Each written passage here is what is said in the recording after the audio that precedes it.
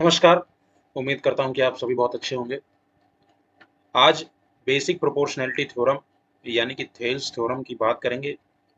Triangle chapter की शुरुआत हो चुकी है।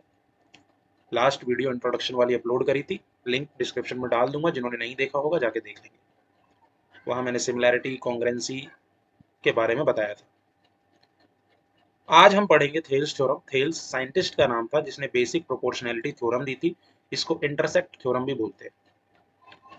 बेसिक प्रोपोर्शनैलिटी थ्योरम क्या कहता है कि अगर एक लाइन ड्रॉ की जाएगी किसी ट्रायंगल के एक साइड के पैरेलल, तो वो उस ट्रायंगल की दो दूसरी साइडों को दो अलग अलग पॉइंट पर इंटरसेक्ट करेगी। तो ये जो दो साइड को उसने दो डिस्टिंक्ट पॉइंट पर इंटरसेक्ट किया है, जब उसका रेशियो निकालेंगे तो वो रेशियो सेम आएगा।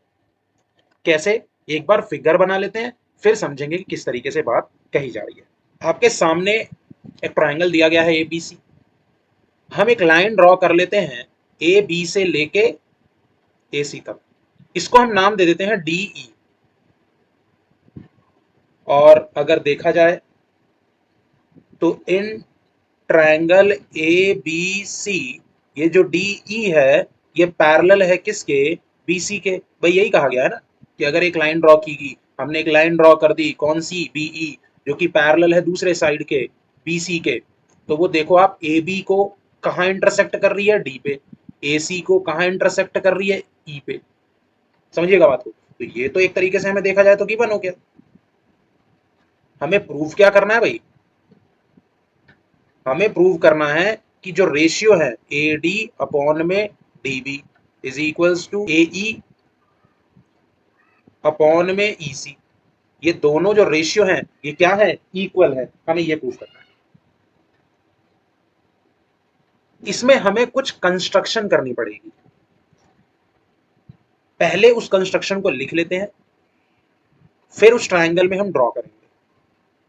कहने का मतलब यह है कि जब भी कभी आप ज्योमेट्री के क्वेश्चन करेंगे तो कोशिश करिएगा कि पहले जो दिया गया है वो लिख ले, फिर जो टू प्रूव है वो लिख ले, और फिर जो कंस्ट्रक्शन अगर कुछ करने की जरूरत पड़ रही है तो उसको लिख के तब आप अपने क्वेश्चंस को लेके आगे बढ़ें।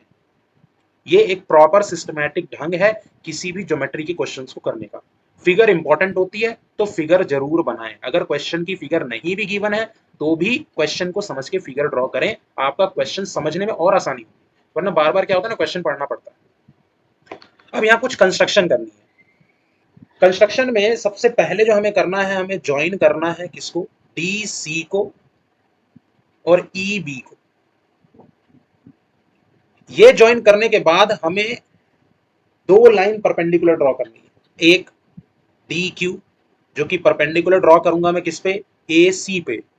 और दूसरा ई आर, वो परपेंडिकुलर ड्रॉ करूंगा किस पे? ए बी पे। कंस्ट्रक्शन में क्या करा दोबारा बता देता हूं। डी को सी से ज्वाइन करा, ई को बी से ज्वाइन करा, पहला स्टेप। दूसरा step D Q perpendicular A C, E R perpendicular A B draw करेंगे। पहले ड्रॉ कर लेते हैं। तो डी से सी को मिलाया,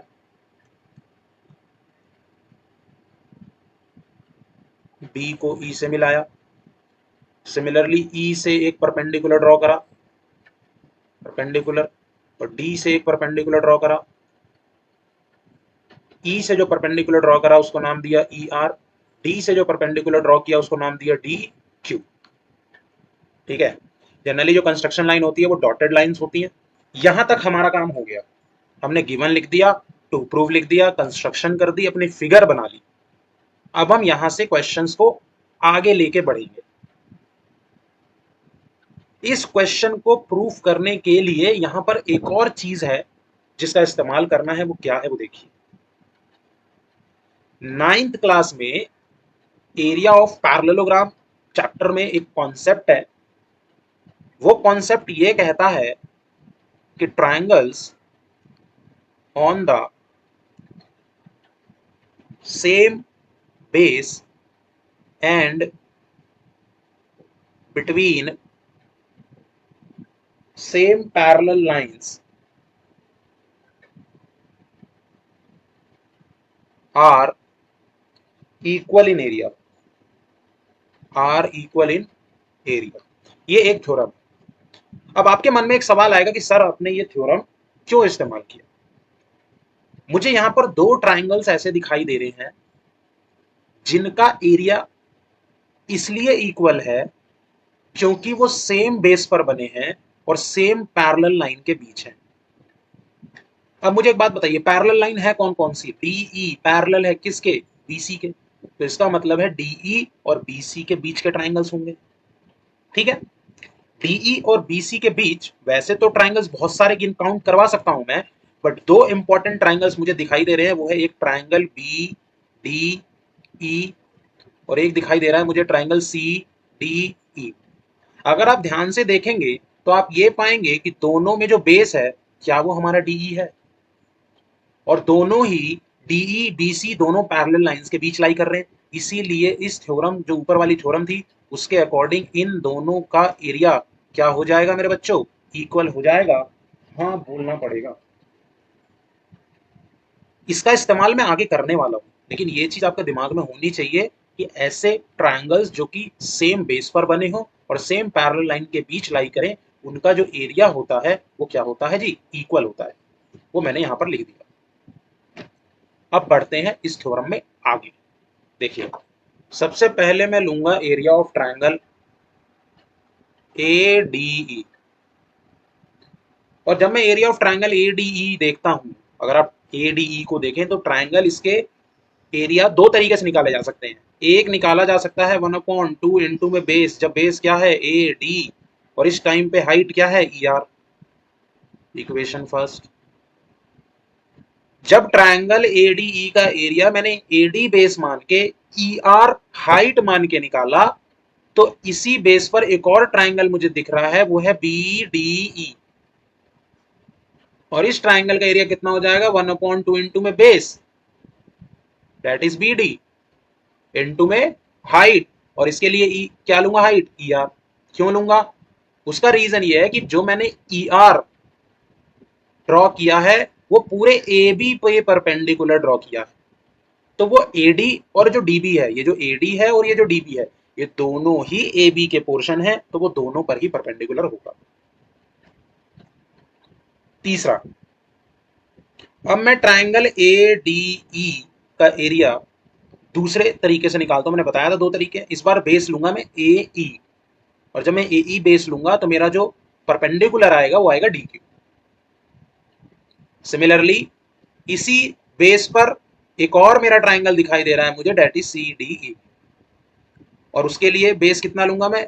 CE, इनटू में हाइट अगेन कितनी हो जाएगी? DQ।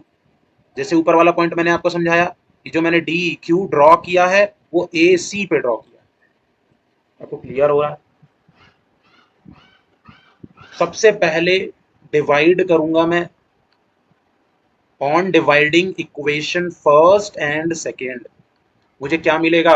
Area of triangle ADE upon में एरिया ऑफ ट्राइंगल BDE।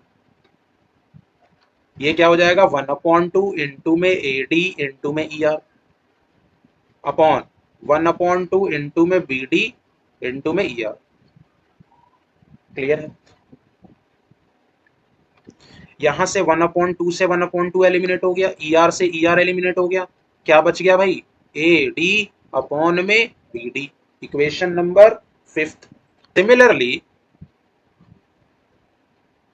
अगर मैं डिवाइड कर दूं किसको? इक्वेशन नंबर थर्ड को। किससे? फोर्थ से। तो क्या मुझे area of triangle ADE upon area of triangle CDE मिलेगा? बोलिए, हाँ बोलना पड़ेगा। ये कितना हो जाएगा? 1/2 इंटू में AE इंटू में DQ, और ये हो जाएगा 1/2 इंटू में EC इंटू में DQ। यहाँ भी 1/2 से 1/2 एलिमिनेट, DQ से DQ एलिमिनेट, तो ये कितना बच गया? AE अपॉन में EC। इसको मैं इक्वेशन सिक्स्थ मान लेता हूं। अब अगर आप ध्यान से देखें इक्वेशन फिफ्थ और इक्वेशन सेकंड को, तो इक्वेशन फिफ्थ एंड सेकंड से आपको क्या दिखाई दे रहा है कि इनकी जो LHS है दोनों की जो LHS है वो क्या है, इक्वल है। भाई एक बात बताओ, ट्राइंगल ADE इक्वल है। भाई बेस और हाइट बदलने से सेम ट्राइंगल के एरिया तो नहीं बदलेंगे। दूसरी चीज, ट्राइंगल BDE और ट्राइंगल CDE इक्वल है। Area of triangle BDE is equals to किसके है, एरिया ऑफ ट्राइंगल CDE के। आप कोई कहे क्यों है, हमने ऊपर प्रूव किया है, प्रूव्ड अबव किया था ना, same base same parallel line. तो जब दोनों की LHS क्या हो गई, इक्वल, तो मुझे एक बात बताओ, RHS भी क्या हो जाएगी, क्या RHS भी इक्वल होगी, हाँ बोलना पड़ेगा, कोई उपाय नहीं। तो क्या आप यहां से कह सकते हैं कि AD बटे में DB, या BD भी आप लिख सकते हैं, AE बटे में CE होगा, हाँ बोलना पड़ेगा, और कोई उपाय नहीं है। और यही है आपकी basic proportionality theorem, hence proved. Video पसंद आई हो तो वीडियो को लाइक करिएगा, चैनल को सब्सक्राइब करिएगा। मिलते हैं नेक्स्ट वीडियो में बेसिक प्रोपोर्शनैलिटी थ्योरम के ही कुछ और पॉइंट्स के साथ। तब तक के लिए धन्यवाद।